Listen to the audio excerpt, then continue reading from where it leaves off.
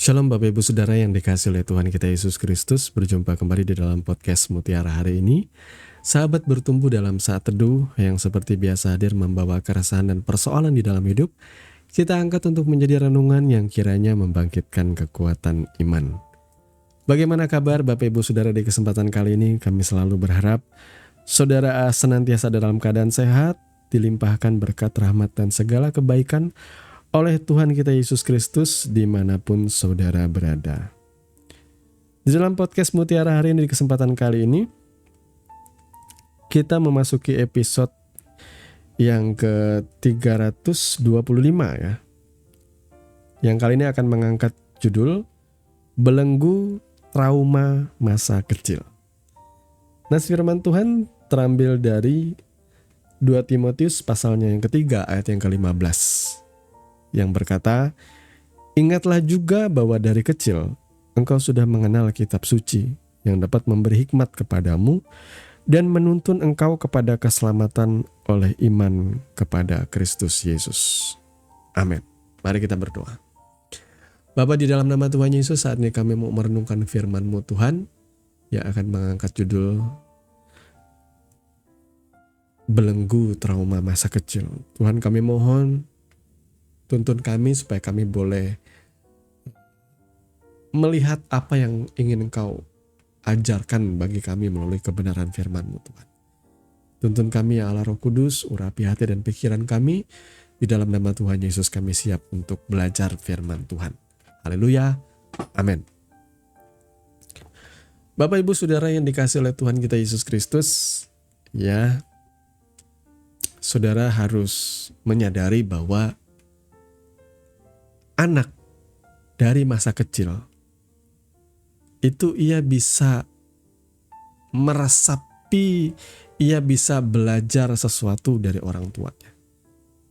Bahkan kalau ilmu-ilmu yang tersebar luas, termasuk di dalamnya parenting itu ya, ketika di dalam kandungan saja, kalau sang ibu itu mengasihi anaknya, dengan sang ibu itu menolak anaknya, anaknya ini akan tumbuh dengan berbeda. Kenapa saya bilang ada yang mengasihi, ada yang menolak? Kalau orang tua yang siap berumah tangga secara mental, secara usia, secara kematangan karakter, siap, dan kemudian ia akhirnya hamil, maka tentunya ini merupakan kebahagiaan yang membuat sang ibu akan begitu menjaga kehamilannya, janinnya. Dia sangat mengasihi anak di dalam kandungannya. Ada sukacita, ada kebahagiaan. Bahkan ketika anak ini sedang dibentuk di dalam kandungan, saya percaya ia merasakan penerimaan, ia merasakan kasih sayang. Emosi, mood dari ibunya itu membentuk dia dengan sempurna. Nah, beda halnya dengan anak yang dikandung oleh seorang wanita yang hamil karena kecelakaan.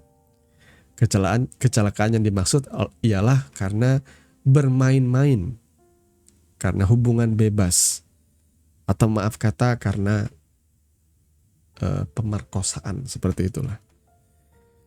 Anak ini dikandung dalam kebencian. Dia tidak diinginkan. Dia ditolak dalam kandungan.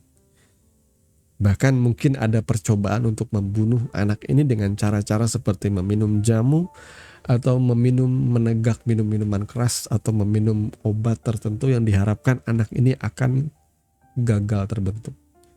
Pada akhirnya, ketika anak ini terbentuk, ia mengalami penolakan. Syukur-syukur kalau ia bisa lahir secara normal. Kebanyakan anak yang tertolak itu biasanya, maaf kata, mengalami cacat. Karena percobaan pembunuhan tadi yang dilakukan oleh ibunya. Karena ibunya tidak bisa menerima. Kemudian syukur-syukur tidak cacat, cuma cacat fisik, tetapi ada juga yang cacatnya mental. Mengalami kelainan kejiwaan. Dan lain sebagainya. Jadi saudaraku, trauma itu dialami semenjak dalam kandungan. Bahkan ketika anak itu dilahirkan, sebagai orang tua kita harus belajar ya, apalagi zaman sekarang. Itu sudah beda dengan zaman kakek nenek kita, sudah beda dari zaman orang tua kita. Kalau zaman kakek nenek kita, orang tua kita ya bisa dimaklumi karena di masa itu tidak ada teknologi informasi secanggih sekarang. Orang tidak bisa mendapatkan pelajaran tentang parenting, orang tidak bisa dapat pelajaran tentang bagaimana mengurus anak dalam kandungan. Makanya tingkat kematian bayi kan di zaman-zaman dulu itu besar sekali saudaraku ya, karena ketidakmengertian orang. Kalau sekarang harusnya kita mengerti, termasuk orang tua pun harus mengerti bahwa anak itu butuh dididik dari kecil dengan benar. Tidak cuma dididik diajarin seperti itu ya. Didikan itu dari contoh yang kita tunjukkan, kemudian juga dari perhatian dan kasih sayang kita. Apa yang kita lakukan, apa yang diberikan orang tua, yang ditunjukkan orang tua, saya katakan seperti itu, akan ditiru oleh anak. Sebenarnya anak itu adalah cerminan dari orang tuanya. Itu yang diajarkan di sekolah anak saya di TK ya. Anak itu cerminan orang tuanya. Saudara ya, dari anak, dari perilaku anak, guru-guru TK itu tahu seperti apa orang tuanya di rumah. Kalau orang tuanya suka bertengkar atau mengucapkan kata-kata kotor, hujatan, makian, hal itu akan tercermin dari anak-anaknya. Demikian juga saudara harus perhatikan hal ini juga. Bahwa orang tua harus jadi sahabat, jadi teman curhat yang baik bagi anak. Saya tahu mungkin ada orang tua yang lelah, orang tua yang capek bekerja, banting tulang, tapi mereka tidak bisa mengekspresikan kasih sayangnya. Semuanya dikira hanya bisa diwakilkan dengan uang, kasih uang beres. Tapi mereka lupa ada physical touch, ada perhatian, ada ciuman, ada sentuhan, ada pelukan, ada belayan, ada pengakuan, ada pujian yang dibutuhkan anak lebih daripada uangmu. Itu nantinya akan membentuk anak-anak. Saudara, perhatikan di sini ya. Saya bicara dalam kapasitas saya sudah punya anak. Saya bisa bertengkar sama istri saya. Kadang saya juga bilang sama istri saya, kita bertengkar di depan anak tanpa sengaja gitu ya, karena saking emosinya, saking kita tidak bisa menahan ego. Tapi saya lalu peluk istri saya di depan anak saya. Kalau kita tidak sengaja bertengkar di depan anak, kita harus tunjukkan juga bahwa kita bisa berbaikan di depan anak kita. Itu akan terekam di dalam memorinya, bahwa orang tuanya lumrah untuk bertengkar dalam rumah tangga. Tetapi juga mereka harus berbaikan. Mereka harus ketemu perdamaian. Dan kita bisa jelaskan semua itu oleh karena kasih Kristus, kasih Yesus. Seperti itu, Bapak Ibu Saudara ya. Lalu bagaimana dengan trauma? Ya banyak trauma. Saya juga punya trauma gitu ya, sama orang tua yang pakai kekerasan, yang kadang mendisiplinkan anaknya. Ya saya tidak bisa salahkan juga. Sekali lagi, orang tua zaman dulu tidak punya ilmu parenting. Jadi ketika mereka marah, entah masalah di dunia kerja, entah karena kurang uang, lalu anaknya ngekok-ngekok, merengek di rumah, minta ini itu, karena sakit kepalanya, sudah ada masalah. Saya juga merasakan loh sebagai ayah ya. Kadang ketika saya lagi mumet, pikiran saya mikir soal kerjaan dan sebagainya, anak saya ngekok-ngekok, mumet-mumet, saya bisa emosi juga, bisa keluar amarah saya juga. Tetapi saya ngerti, kita tidak boleh melampiaskan amarah kita dengan anak. Banyak orang tua seperti itu. Anaknya dihajar, dipukul, ditempeleng tanpa alasan. Dan itu membekas, melukai anak. Yang jadi masalah ialah orang tuanya terlalu gengsi untuk meminta maaf atau menjelaskan kenapa itu semua dilakukan. Kalau benar, misalnya anaknya memang bandel dan butuh didisiplinkan, dimarahi cukup. Nggak perlu sampai ada tindakan fisik, saudaraku ya, atau hajaran seperti itu nggak perlu. Itu juga bisa menjadi contoh bahwa tidak semua hal itu harus diselesaikan dengan kekerasan. Nah, saudara bisa lihat contoh orang-orang yang tidak sabar, akhirnya ketika berumah tangga, berkelahi, biasanya akan membanting ini itu, barang itu dilempar dan sebagainya, karena mereka lihat contoh. Saya juga seperti itu. Sekali lagi ya, tapi karena kita sudah di dalam Tuhan, maka kita harus belajar yang benar. Itu semua membentuk trauma di dalam hati anak. Ketika ada orang tua bertengkar sampai tengah malam, bahkan sampai subuh, adu mulut sampai hajar-hajaran, itu terekam di dalam hati dan pikiran anak. Mungkin saja dalam hati dan pikiran anak itu suatu hal yang wajar, Dan tanpa ia sadari ketika ia besar, ketika ia sudah berumah tangga, dia berpikir bahwa cara seperti itu lumrah dilakukan. Bertengkar, mencaci maki, dan menghajar atau KDRT. Semuanya dilakukan oleh karena trauma masa kecil. Sekali lagi, kita semua dibesarkan dari orang tua yang berbeda. Kita pun tidak bisa memilih, saudaraku.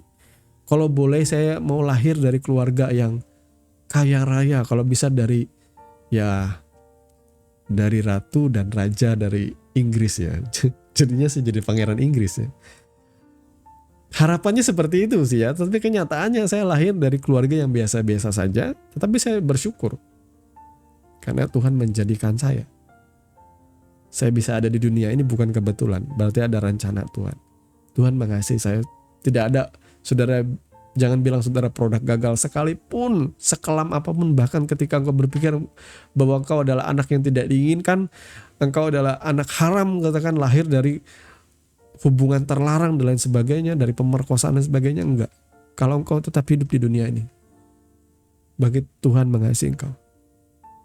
Ya, saya juga lahir dari keluarga yang tidak mulus-mulus sekali rumah tangganya. Tapi ketika saya merenungkan kembali, itu tidak bisa jadi alasan.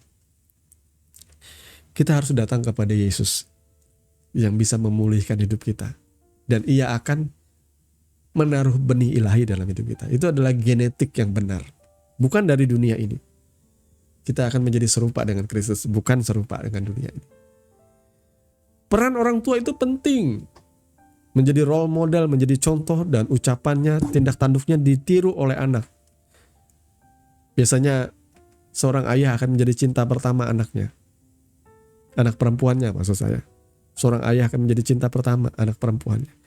Dan biasanya anak perempuannya akan mencari contoh seperti ayahnya. Tapi kalau ayahnya macam-macam, selingkuh, menyakiti hati mamahnya, biasanya anak perempuannya akan mencari yang berbeda. Tapi pada akhirnya dia akan terjebak. Kembali ketemu dengan pria yang sama seperti ayahnya. Kenapa? Itu belenggu trauma masa kecilnya. Karena dia terbiasa dengan figur ayah seperti itu dan dia berpikir, aku bisa menghandle ini. Ada contoh, ada cerita dari seorang anak perempuan yang sukses, kaya raya. Pokoknya karirnya bagus lah. Nggak kaya raya juga, sukses. Karirnya bagus, cemerlang. Dia orang yang sangat pintar, cerdas. Tapi kemudian ia mendapatkan pasangan aneh. Pasangan yang dia dapat adalah suami yang KDRT, yang suka mabuk-mabukan. Ketika diselidiki, ternyata suaminya ini persis seperti ayahnya. Ya, suka menganiaya mamahnya dan suka mabuk-mabukan. Jadi karena dia berpikir aku sudah terbiasa dengan hal ini, itu namanya tirani atau belenggu yang tidak kelihatan dari masa lalunya, dari masa kanak-kanaknya. Karena aku terbiasa dengan orang seperti ini, aku sudah bisa menghandle lah seperti itu. Tapi semoga saudara bijak ya. Jangan sama pria yang seperti itu ya, jangan. Harusnya saudara cari pria yang takut Tuhan, yang cinta Yesus, yang tidak sebentar-sebentar berlaku kasar, walaupun tidak ada manusia yang sempurna. Tetapi saya juga tidak sempurna, saya ini bandel, saya ini nakal saudaraku ya.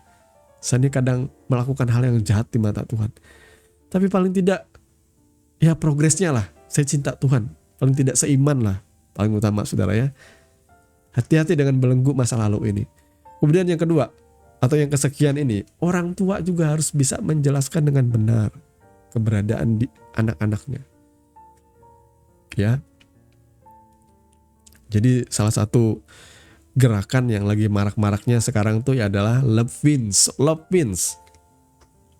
Ya, Rainbow Pride. Ya, gerakan-gerakan LGBTQ yang lagi booming hari-hari ini, karena beberapa waktu kemarin itu di Thailand sudah disahkan pernikahan sesama jenis. Jadi orang LGBTQ merayakan itu dengan mengadakan ya perayaan di Thailand. Beberapa pasangan-pasangan itu mulai melakukan pernikahan massal, ya, pasangan sesama jenis ya. Pasangan homoseksual melakukan pernikahan massal di Thailand setelah diresmikan atau disahkannya hukum pernikahan sesama jenis di Thailand, saudaraku ya. Nah, ini miris ya. Tetapi tahukah saudara, ada peran orang tua juga di balik semua itu. Kalau saudara adalah orang yang konservatif, saudara adalah orang yang ya melihat bahwa Di dunia ini Tuhan menjadikan laki-laki dan perempuan. Tentu hanya ada heteroseksual.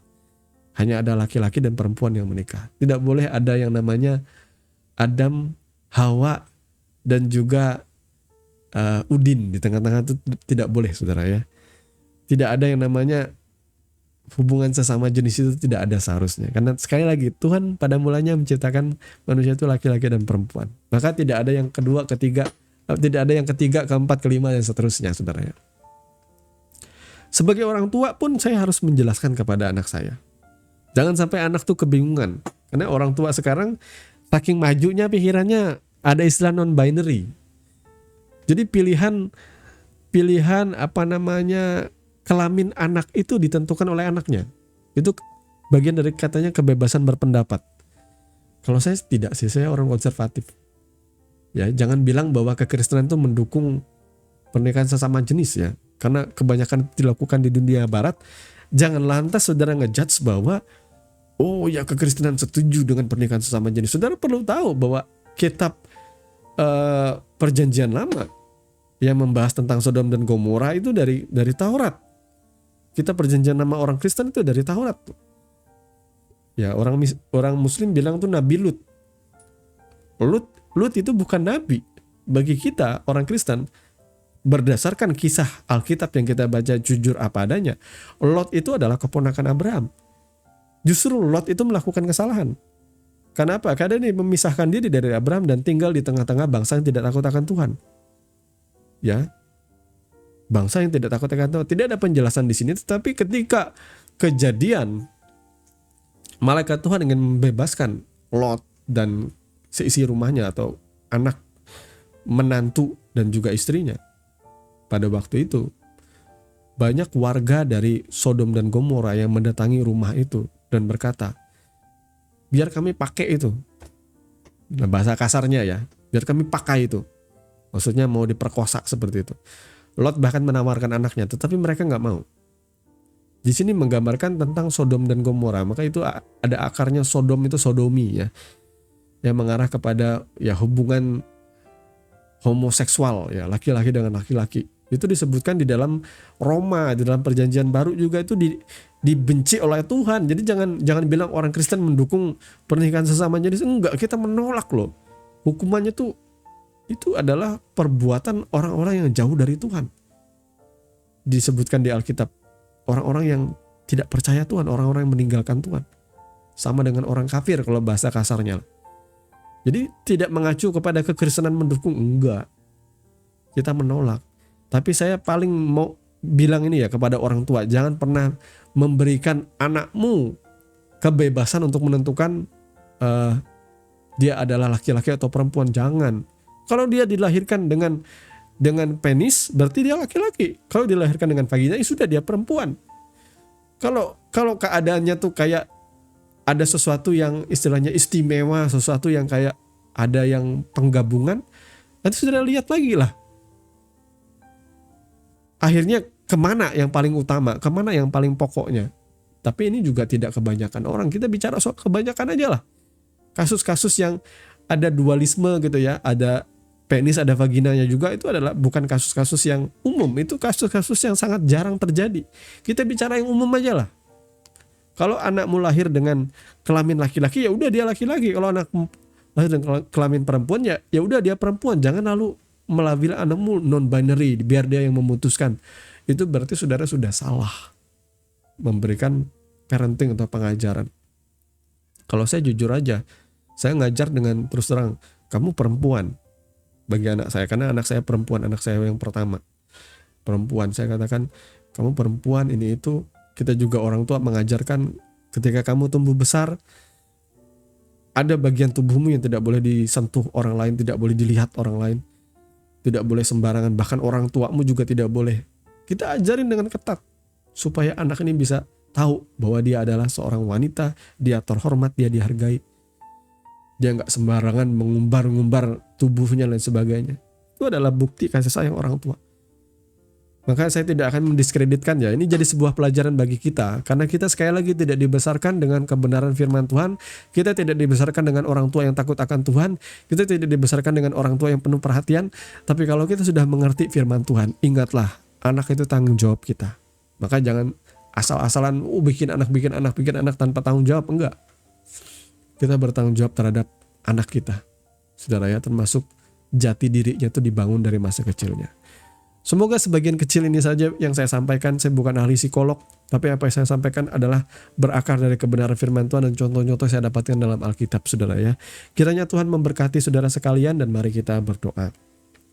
Bapa, di dalam nama Tuhan Yesus, tolong kami Tuhan, supaya kami boleh berpadanan dengan firman-Mu, boleh berpadanan dengan Injil-Mu. Kami juga boleh mengajarkan anak kami dari masa kecil, menanamkan dari mereka kecintaan akan firman Tuhan. Biar mereka diajar dan dididik oleh Tuhan, sehingga kami tidak meremehkan anak-anak ini. Dari masa kecil kami bisa ajarkan mereka untuk ikut sekolah minggu. Dari masa kecil mereka kami boleh tanamkan kebenaran firman Tuhan untuk berdoa bersama-sama satu keluarga. Ketika ada masalah berdoa bersama-sama, ketika makan berdoa bersama-sama, ketika mau mengambil keputusan mau jalan-jalan mau kemanapun berdoa bersama-sama. Sehingga itu akan terekam dalam hati dan pikiran anak kami. Tuhan tolong kami orang tua, kami menjadi teladan, kami tolong supaya kami bisa memberikan contoh yang baik bagi anak-anak kami. Lewat perkataan, lewat perbuatan kami, tindak tanduk kami Tuhan, dan sikap kami sebagai suami istri juga tentunya di rumah. Terima kasih Bapak, kami mengucap syukur kepadamu. Lindungi pagari anak kami Tuhan, agar kasih karunia-Mu senantiasa melimpah dalam hidup mereka. Terpujilah nama-Mu kekal selama-lamanya. Di dalam nama Tuhan Yesus kami berdoa. Haleluya. Amin. Saudaraku yang dikasihi Tuhan, saudara sudah mendengarkan kebenaran firman yang kiranya boleh menjadi dasar dan kekuatan di dalam setiap kehidupan saudara. Sampai bertemu lagi di podcast Renungan Firman Mutiara hari ini yang berikutnya. Kasih karunia menyertai saudara sekalian. Shalom.